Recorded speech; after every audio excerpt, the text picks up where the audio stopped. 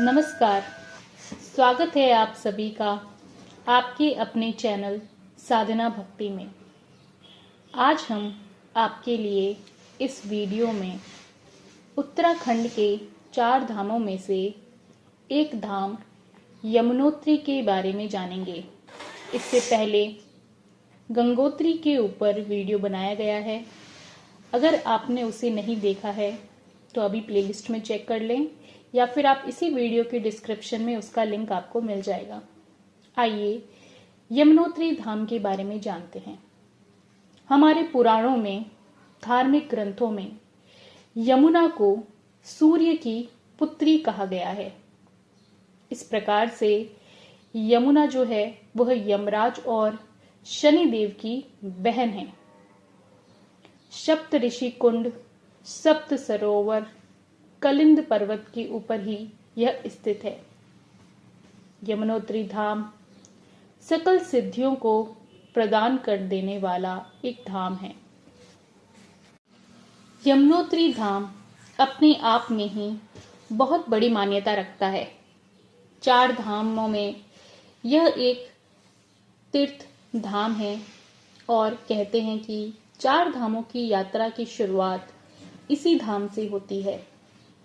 यमुना नदी का स्रोत जो है वह उत्तरकाशी में गढ़वाल में स्थित है और यह गढ़वाल हिमालय में 3293 मीटर की ऊंचाई पर स्थित है। यमुना नदी का स्रोत जो गढ़वाल हिमालय है उसमें पश्चिमी मंदिर में स्थित है, जो कि बंदरपूछ पर्वत की एक झुंड के ऊपर बना हुआ है। यमुनोत्री में मुख्य आकर्षण का जो केंद्र है वह देवी यमुना का मंदिर है और जानकी चट्टी जो कि 7 किलोमीटर की दूरी पर स्थित है, जिसे एक पवित्र तापीय झरना कहा जाता है। यमुना नदी का अगर वास्तविक स्रोत देखा जाए तो कलिंद पर्वत से नीचे एक जमे हुए ग्लेशियर से होता है, जिसे चंपासर ग्लेशियर कहा जाता है, जिसके कारण यमुना को कालंदी भी कहा जाता है और यह 4421 मीटर की एक ऊंचाई पर कालिंद पर्वत स्थित है। यहाँ से जो है वह एक कुंड दिखाई देता है जिसे सप्तऋषि कुंड कहा जाता है। यहाँ जो यमुना मंदिर है इसके मुख्य गर्भगृह में माँ यमुना काले रंग की एक संगमरमर की मूर्ति के रूप में विराजमान है। यहाँ पर यमुनोत्री मैया की पूजा पूरी विधि से की जाती है। यमुनोत्री धाम में पिंडदान का भी विशेष महत्व है। भारत के सभी प्रदेशों से श्रद्धालु इस मंदिर परिसर में अपने पितरों का पिंडदान करने आते हैं। धार्मिक मान्यता के अनुसार एक बार भैया दूज के अवसर पर देवी यमुना ने अपने भाई यम से एक वरदान मांगा कि भाई दूज के दिन जो भी व्यक्ति यमुना में स्नान करे उसकी अकाल मृत्यु न हो और उसे यम त्रास से मुक्ति मिल जाए। इस मंदिर में यम की भी पूजा की जाती है और पुराणों में उल्लेखित है कि पवित्र यमुना नदी में स्नान करने से व्यक्ति के पाप धुल जाते हैं और उसे मोक्ष की प्राप्ति होती है। आइए यमुना मैया के और शनिदेव की एक कथा है उसके बारे में जानते हैं। धार्मिक मान्यता के अनुसार यमुना ने अपने भाई को देवी छाया के श्राप से मुक्त कराने के लिए घोर तपस्या की और उन्हें श्राप से मुक्त करा दिया। यमुना जी की तपस्या को देखकर यम बहुत ही खुश हुए और उन्होंने यमुना देवी को वर मांगने के लिए कहा। तो यमुना देवी ने अपने भाई यम से यह वरदान मांगा कि यमुना नदी में कभी भी दूषित नहीं होनी चाहिए, ताकि धरती पर किसी को भी पानी पीने में कोई परेशानी ना हो और जो भी इस पानी को पिए वह जो है वह शरीर के सभी रोगों से मुक्त हो जाए। इसीलिए कहते हैं कि जो व्यक्ति यमुनोत्री धाम आकर यमुना जी के पवित्र जल में स्नान करता है और यमुनोत्री के खलसाली में शनिदेव के दर्शन करता है उनके सभी कष्ट दूर हो जाते हैं। यमुनोत्री के सूर्य कुंड, दिव्य शिला और विष्णु कुंड के स्पर्श और दर्शन से ही लोगों के समस्त पाप धुल जाते हैं और वे मोक्ष की प्राप्ति करते हैं। यमुना मंदिर के इतिहास के बारे में बात करें तो यमुना मंदिर गढ़वाल हिमालय के समुद्र तल से काफी ऊंचाई पर स्थित है। यह लगभग 3235 मीटर की ऊंचाई पर मंदिर बना हुआ है। शुरुआत में इस मंदिर को 1839 ईस्वी में तिहरी नरेश ने बनवाया था, लेकिन दुर्भाग्य से यमुनोत्री के बाढ़ की चपेट में आ जाने से इस मंदिर का निर्माण पूर्ण रूप से 19वीं शताब्दी में जयपुर की महारानी गुलारिया और टिहरी गढ़वाल के राजा प्रतापगढ़ ने अपनी पूरी निष्ठा और भक्ति के साथ में पूरा करवाया था।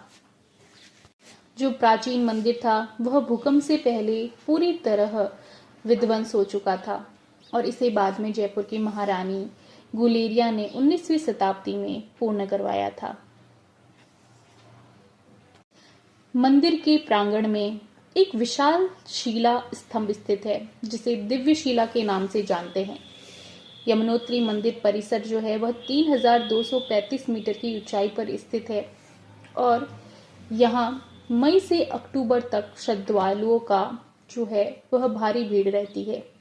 शीतकाल में यह स्थान पूरी तरह से हिमाच्छादित रहता है, पूरी तरह बर्फ से ढका रहता है। जो मोटर मार्ग है उसका अंतिम बिंदु हनुमान चट्टी है, जिसकी ऋषिकेश से कुल दूरी 200 किलोमीटर के आसपास है।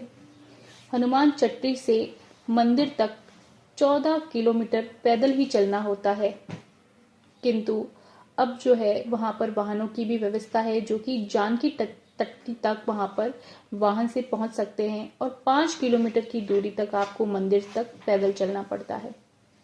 देवी यमुना की तीर्थ स्थली यमुना नदी गढ़वाल हिमालय में स्थित है और इसका शीर्ष बिंदु जो है वह बंदरपूछ चोटी है, जो कि 3615 मीटर की दूरी पर गंगोत्री के सामने ही स्थित है।